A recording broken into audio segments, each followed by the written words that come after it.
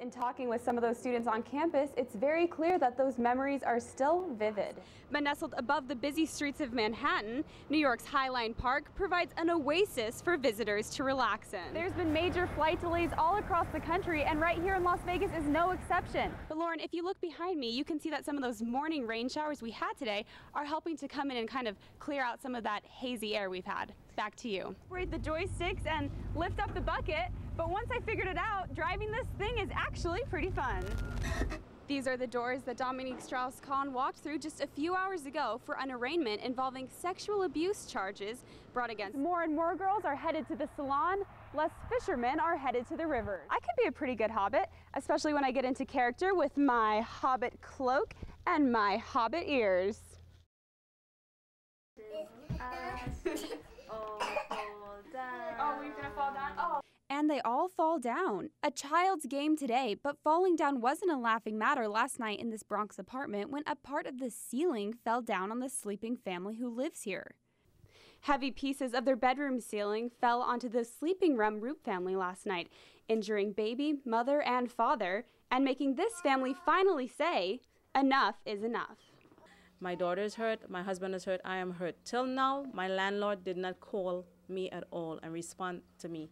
Neera Rem Roop lives here with her husband and 2 daughters. This is my ceiling that came down on us last night. Her apartment has had problems for years. Problems she says her landlord refuses to fix, despite his many violations from the city. The Rem Roops were asleep next to their daughter when the ceiling collapsed. These huge pieces of shard that lay here on the bed today cut her and her husband's hands as they fell down. They were just trying to protect their little girl.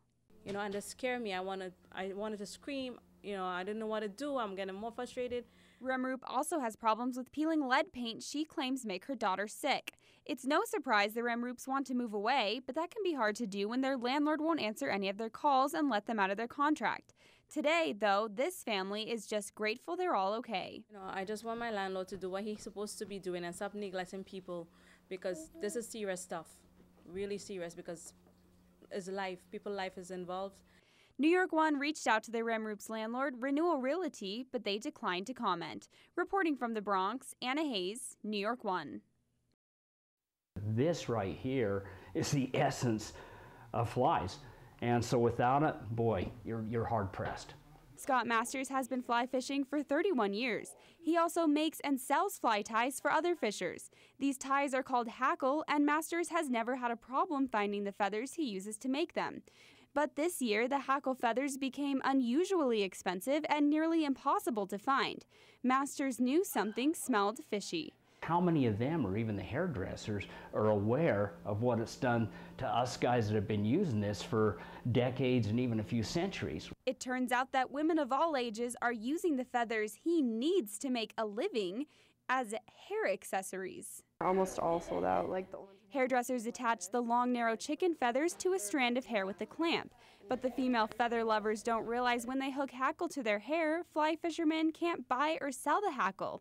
And that makes life hard for those who make a living that way. Well, like his hobby fishing, we have our same hobby with keeping our hair cute, so. Women are paying up to $17 each to get the feathers in their hair. Man bait instead of fish bait.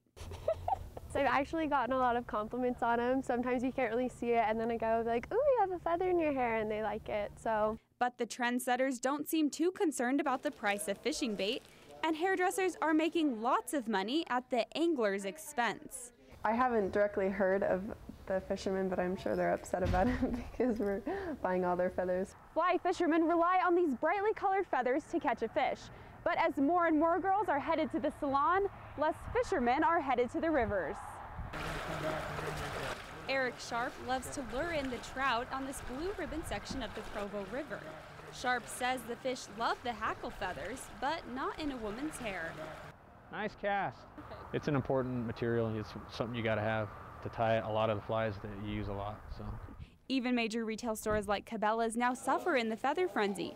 Beauticians have been coming in and buying all the hackle, leaving fishers high and dry. But there would be some fly tires that would come in and ask for a specific hackle, and we didn't have it available, and disappointment.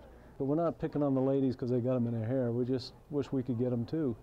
What makes it even harder on the struggling bait makers is that only a few places in the country grow these particular feathers. I'm sure they've really ramped up their efforts in order to produce these or to raise them, and you know, they're making a killing on it. So for now, the fishers and the fashionistas will have to share. And these guys may be safe for another day. On the Provo River, Anna Hayes, 11 News. Yeah, I think just putting on the stuff gets you into it. It does. Pointy ears, bare feet, and long capes aren't typical attire for college guys, but these three students aren't typical at all. They want to be hobbits. How's my hair? Hobbits have they're sturdy people, as Mr. Tolkien would say. Small and hairy feet. These Tolkien fanatics hope their feet are furry enough to land them a part as extras in the newest Hobbit movie. They're embarking on a noble quest to catch the attention of film director Peter Jackson. We're going no matter what. Peter Jackson, get ready for us. We're coming. We cannot do this alone. They don't just have creative costumes and their very own Hobbit names, though. They make YouTube videos to get people to notice them, like this one of them hiking through the hills of Provo Canyon. We must unite the Tolkien fans. If we succeed, they succeed. They already have a big fellowship of fans who are rooting for them. Some of those fans helped them film this Justin Bieber-inspired music video. Well, Bieber has his Bieber believers. Or the Shires coming after you, Biebs. We've got Hobbit chicas. Once Toad told me about his Hobbit chicas, I started thinking to myself, I could be a pretty good Hobbit, especially when I get into character with my Hobbit cloak and my Hobbit ears. Well, I might not be as convincing as the hopeful Hobbits, but they aren't always in costume. These BYU advertising students spend hours every week on Facebook and Twitter trying to get even more followers. They've learned about the power of social media in their classes. Now they want to see if it can take them to Middle-earth. I believe that social media and people have that kind of power. They even put these signs on their cars, hoping other fans will pass by and donate the precious money to their quest. So while some may say the battle for Middle-earth is over, their battle for a role in this blockbuster film has just begun. In Provo, Anna Hayes, 11 News.